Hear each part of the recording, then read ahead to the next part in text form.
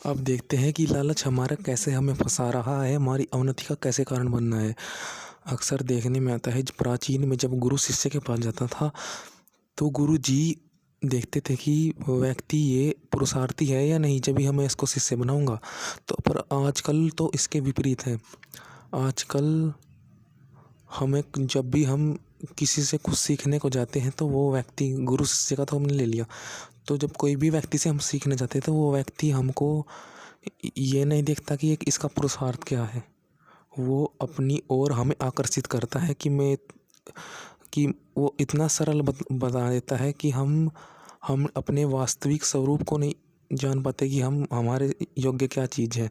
वो अपनी ओर आकर्षित करके लालच दे देगा कि मेरे से जुड़ने का ये फ़ायदा है, परंतु वास्तविक तो ये है कि फिर हमारे में ये भाव बैठ जाता है कि हाँ, इसी कारण हम अभी तक पीछे थे कि हमको ये साधन नहीं मिला, ये व्यक्ति नहीं मिले, ऐसे समझाने वाला नहीं मिला।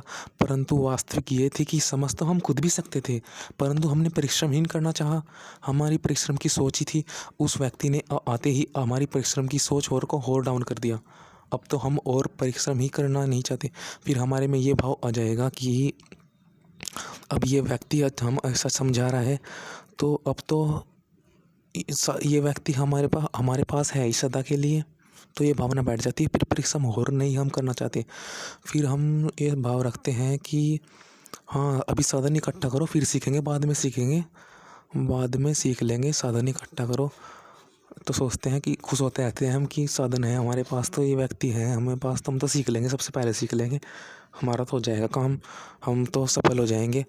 परंतु वास्तविक ये है कि हम परिश्रम ही नहीं करना चाह रहे हैं, तो फिर कैसे चलेगा। तो हम लालच जो आजकल का ये चारों ओर लालच दिया जा रहा है, इससे बचना चाहिए। बचना का क्या है मतलब कि हम परिश्रम नहीं करना चाहते, हमें खुद से मेहनत करना चाहिए। कोई व्यक्ति आपको सरल करके, आकर्षित करके आपको एक तरह से सहज भाव दे, मतलब आपके लिए मार्ग सरल बना रहा है ना कोई व्यक्ति, तो मतलब आपका परिश्रम कम कर रहा है वो आपके लिए।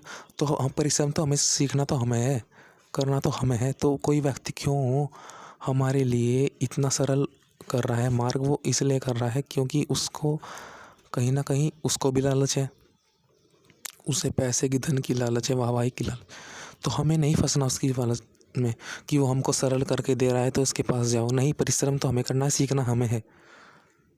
तो प्यासा पानी कुएं के पास जाता है, तो हमें सीखना है, हमें सीखना है कि हमको कैसे आगे बढ़ना है, कैसे हमें, क्योंकि हमारे देखो विचार अलग हैं। हमारे विचार ऐसे हैं कि हम परिश्रम का, हमारा स्वभाव अलग है, तो हमें परिश्रम का स्वभाव बदलना है। और ना ही कोई व्यक्ति किसी को समझा सकता है, क्योंकि जो कोई किसी व्यक्ति को समझाए, एक तो ये बात देखना, हमेशा याद रखना कि हमेशा पहले ऐसा होता था कि कोई किसी को गारंटी नहीं देता तो कि मैं आपको सफल बना दूँ। आजकल तो ये ऐसा है कि गारंटी दे देते हैं, फिर बाद में होता कुछ नहीं। क्योंकि जिससे हम सीख रहे हैं ना, वास्तविक में खुद को वो खुद नहीं जानता, वो खुद उसी स्टेज में है।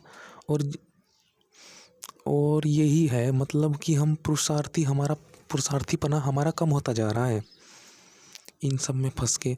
तो ना ही हम किसी से, मेन मकसद ये है कि किसी से कम कार्य की सलाह लें, कार्य सीख लें कि कैसे हमें कार्य करना चाहिए। सीख मतलब कि हमें किस विशेष बात का ध्यान रखना चाहिए, कि लालच नहीं करनी चाहिए।